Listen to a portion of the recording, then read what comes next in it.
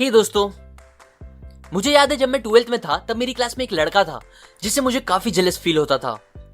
वो क्लास का टॉपर नहीं था, दिखने में बहुत स्मार्ट नहीं था और अमीर भी नहीं था, बट फिर भी पूरी क्लास उसे पसंद करती थी, यहाँ तक कि टीचर्स, प्यून और प्रिंसिपल भी। इसका रीजन ये था कि उसे लोगों से बात करने आती थी।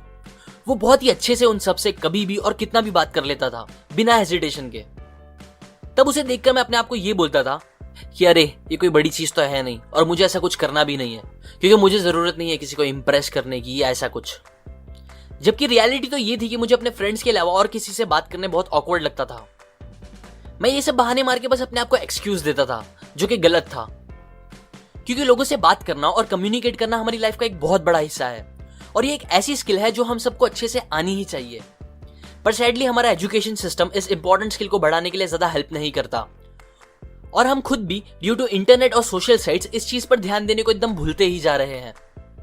लेकिन रियलिटी यह है कि हमारी पर्सनल और प्रोफेशनल लाइफ में सक्सेस पाने के लिए ये स्किल बहुत ज्यादा इंपैक्ट करेगी। मैंने पहले भी अपने एक वीडियो में बताया है कि बातों में बहुत पावर होता है और उससे हम कुछ भी अचीव कर सकते हैं। आप बात करके बड़ी बड़ी डील्स क्रैक कर सकते हो, लोगों को इंस्पायर कर सकते हो, अपने रिलेशनशिप्स को अच्छा कर सकते हो और किसी का भी दिल जीत सकते हो। सो आज मैं आपको कुछ सिंपल ट्रिक्स बताऊंगा जो आपकी ये स्किल को इंप्रूव करने में आपकी हेल्प करेगा। So let's begin. Technique number 1, the flooding smile. William B Steinhardt एक स्टॉक ब्रोकर थे। उनकी शादी को 18 साल हो गए थे, पर वो हार्डली कभी अपनी वाइफ से बातें या हंसी मजाक करते थे। वो अपनी लाइफ से ज्यादा खुश नहीं थे और उनके रिलेशन दूसरे लोगों के साथ भी अच्छे नहीं थे।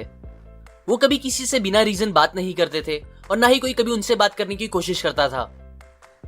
वो अपनी लाइफ से बहुत परेशान हो रहे थे। सो सिचुएशन को बेटर करने के लिए उन्होंने डेल कार्नेगी के एक क्लब में मेंबरशिप ली। वहां उन्हें चीजों को बेटर करने के लिए एक सिंपल सा टास्क दिया गया। टास्क ये था कि उन्हें हर घंटे में एटलीस्ट एक बार किसी भी एक इंसान को देखकर स्माइल करनी होगी। उन्होंने इसे सीरियसली लिया और फिर उसे अप्लाई करना स्टार्ट किया। नेक्स्ट डे वो हमेशा की तरह उठे, पर आज उन्होंने नाश्ता करने से पहले अपनी वाइफ को एक स्माइल दी और गुड मॉर्निंग कहा। ये देखकर वाइफ एकदम शॉक हो गई कि आज वो इतना अलग क्यों बिहेव कर रहे हैं। तब उन्होंने अपनी वाइफ को बताया कि फिक्र करने की बात नहीं है और अब से ऐसा रोज होगा। ये सुनकर वाइफ को शॉक भी लगा और बहुत अच्छा भी फील हुआ। फिर उन्होंने रास्ते पे लोगों को देखकर उन्हें भी स्माइल देना स्टार्ट किया। न्यूज़पेपर वाले को, टिकट वाले को, एलिवेटर बॉय, अपने कलीग्स को और ऑलमोस्ट सबको देखकर उन्होंने स्माइल करना स्टार्ट कर दिया। ये करते हुए उन्हें एक बात रियलाइज हुई कि अब जिन्हें भी वो स्माइल करके देखते थे वो भी उन्हें रिटर्न में स्माइल करके देखता था, जो उन्हें काफी अच्छा फील कराता था। और बिकॉज ऑफ दिस अब धीरे धीरे उनके कलीग्स ने भी उनसे बात करना स्टार्ट कर दिया था और बात करने पे ये भी बताया कि कैसे पहले वो लोग उन्हें एक खड़ूस इंसान समझते थे। ये टास्क करके उन्हें कहा गया था कि वो अपने एक्सपीरियंस दूसरे मेंबर्स के साथ भी शेयर करे। सो उन्होंने एक लेटर में ये सारी चीजें बताई और कहा कि इस एक सिंपल चीज ने उन्हें और उनकी वाइफ को इतनी खुशी दे दी है जितनी कभी उन्हें सालों में भी नहीं मिली थी। सो आप लोग भी जब भी किसी से बात करते हो या जब आप बात नहीं भी करते फिर भी अपने फेस पर एक स्माइल रखो। ये चीज आपकी अट्रैक्टिवनेस और कॉन्फिडेंस बढ़ा देगी और दूसरी तरफ आपका ब्लड प्रेशर और स्ट्रेस भी कम करेगी, जिससे आपकी हेल्थ भी अच्छी रहेगी। बात करते टाइम फेस पर हल्की सी स्माइल रखना सामने वाले इंसान को सेफ और अच्छा फील कराती है। एक और इंपॉर्टेंट बात, फ्लडिंग स्माइल मतलब ये नहीं होता कि आप किसी को देखते ही फौरन स्माइल कर दो, बल्कि ऑथर कहती हैं किसी से मिलने के बाद आपको पहले उनके फेस पे देखना चाहिए और फिर 1-2 सेकंड रुक कर एक स्लो स्माइल करनी चाहिए, बिकॉज लोगों को ये स्माइल फास्ट स्माइल से ज्यादा जेन्युइन लगेगी। Technique number 2, the sticky eyes. Social experts कहते हैं एक बहुत ही कॉमन मिस्टेक जो ज्यादातर लोग करते हैं वो ये है कि वो जब किसी से बात करते हैं तो वो सामने वाले इंसान को देखने के बजाय इधर उधर ज्यादा देखते हैं। अब उनके इधर उधर देखने का रीजन कुछ भी हो, लेकिन ये चीज सामने वाले को ये सिग्नल देती है कि आप उनकी बातों में इंटरेस्टेड नहीं हो और ऑब्वियसली ये बात किसी को पसंद नहीं होती। सो अगर आपको सामने वाले के साथ अच्छा रिलेशन बनाना है या एक अच्छी कन्वर्सेशन करनी है तो कभी भी ये सिली मिस्टेक मत करो। बेस्ट ये है कि आप बात करते टाइम लोगों की आंखों में देखो और आई कांटेक्ट बनाओ। लेकिन एक बात याद रखो, स्माइल करना, आई कांटेक्ट बनाना ये सब बेस्ट है अगर सामने वाला आप में और आपके रिएक्शन में इंटरेस्टेड है तो, वरना ऐसा करना सामने वाले को क्रीपी और अजीब भी फील करा सकता है। इसीलिए थोड़ा सोच समझ के ये दोनों चीजें यूज करना। Technique number 10, match the mood.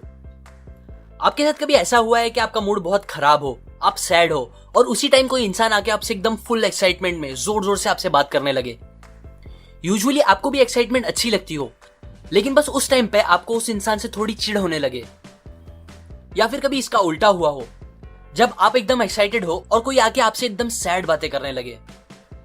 Mostly जब लोगों के साथ ऐसा होता है तो उन्हें उन अलग मूड वाले लोगों से दूर जाने दिल करता है, स्पेशली अगर उस इंसान के साथ उनका क्लोज रिलेशन ना हो, मतलब वो कोई नया इंसान हो या जिससे वो ज्यादा बात ना करते हो, कोई ऐसा इंसान हो। अब ये होता है बिकॉज ऑफ मूड मिसमैच। इसीलिए जब आप किसी से बात करना स्टार्ट करो तो आप पहले इस बात पे ध्यान दो कि सामने वाले का मूड कैसा है। अगर वो सैड या लो मूड में है तो आप डायरेक्टली एकदम ज्यादा एक्साइटमेंट में उनसे बात मत करो, बल्कि स्टार्ट में थोड़ा आराम से बात करो और फिर धीरे धीरे अपने मूड और एक्साइटमेंट लेवल को बढ़ाओ। ये चीज सामने वाले का भी मूड अच्छा कर सकती है। Technique number 15 to 17, never the naked job, city and introduction. बहुत से लोग जब पहली बार किसी से मिलते हैं या फर्स्ट टाइम किसी से बात करते हैं तो उनकी बातें कुछ ऐसे होती है। हेलो। हेलो। आपका नाम क्या है? जी मेरा नाम सुरेश, और आपका? मेरा राजेश। ओह, अच्छा नाम है। मैं असल में सॉफ्टवेयर डेवलपर हूँ। और आप? जी मैं एक इंजीनियर हूँ। ओह, गुड गुड। तो आप रहते कहाँ हो? जी मैं थाने में रहता हूँ। और आप? मैं वसई। ओह, नाइस नाइस। बस अब वापस एक ऑकवर्ड साइलेंस, और उसके बाद दोनों को ये नहीं समझ में आता कि आगे वो क्या बात करे। तब वो दोनों बस चाहते हैं कि वो कैसे भी उस सिचुएशन से बाहर निकले। और ये होने के बाद नेक्स्ट टाइम अब दोनों एक दूसरे को जितना हो सकेगा अवॉइड करेंगे, क्योंकि उन्हें फिर वो ऑकवर्ड सिचुएशन से डील नहीं करनी होगी। अगर आप चाहते हो ऐसा ना हो कभी और आपकी अच्छे से बात हो लोगों से, तो प्लीज अपने ऊपर और पूरी इंसानियत के ऊपर एक एहसान करो और कभी भी एक लाइन में किसी के क्वेश्चन का जवाब मत दो। जो सबसे कॉमन क्वेश्चंस होते हैं, जैसे कि आप कहाँ रहते हो, आप क्या करते हो, इन क्वेश्चंस के लिए थोड़े बड़े जवाब सोचो। मतलब आप पता करो कि आप जहां रहते हो वहां के कुछ फैक्ट्स, कुछ इंटरेस्टिंग बातें जो आप लोगों को उस जगह के नाम के साथ और बता सकते हो। वैसे ही आपके प्रोफेशन से रिलेटेड कुछ इंटरेस्टिंग बातें जो आपको लगता है लोगों को या आपको खुद को बात आगे बढ़ाने में मदद करेगी, वो बोलो। और प्लीज अगेन, अगर आप चाहते हो आपकी अच्छे से बात हो सामने वाले से, तो उन्हें कभी भी बस एक लाइन का आंसर मत दो। Technique number 20, parroting. पैरेट एक बहुत ही ब्यूटीफुल बर्ड है जो हमारा दिल इजीली जीत लेता है, और वो भी बस हमारे कहे गए कुछ वर्ड्स को रिपीट करके।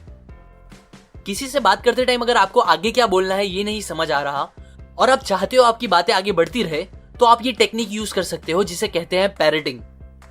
इसमें आपको और कुछ नहीं, बस सामने वाले इंसान के कहे गए लास्ट के कुछ वर्ड्स को रिपीट करना होगा और आपकी बात आगे होती रहेगी। एग्जाम्पल, एक आदमी अपने घर जा रहा था, तभी रास्ते में उसे एक दोस्त मिल गया। ये उसका इतना अच्छा दोस्त नहीं था और उसे उस दोस्त से ज्यादा बात करने जमता भी नहीं था। यूजुअली वो उसे अवॉइड करता था ताकि बात करनी ना पड़े, पर क्योंकि उसने हाल ही में ये टेक्निक सीखी थी जो उसे ट्राई भी करनी थी, इसीलिए उसने उससे बात करना स्टार्ट की। फ्रेंड ने उसे बताया कि वो एक शो अटेंड करके आ रहा है, तो उसने रिप्लाई किया, शो?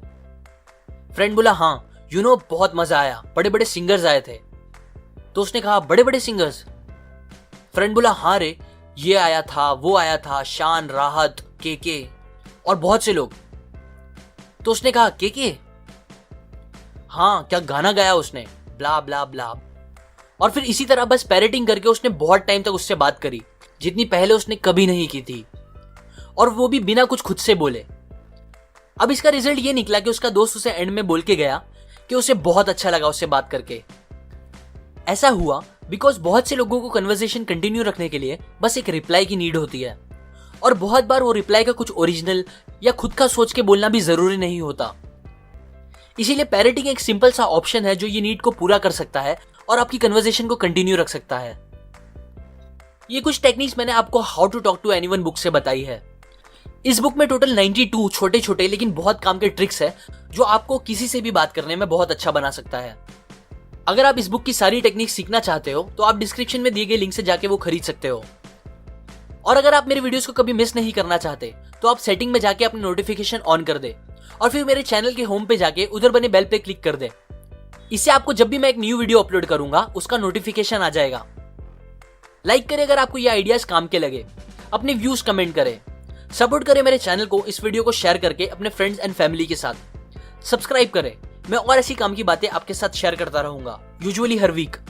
और फाइनली, थैंक्स फॉर वॉचिंग।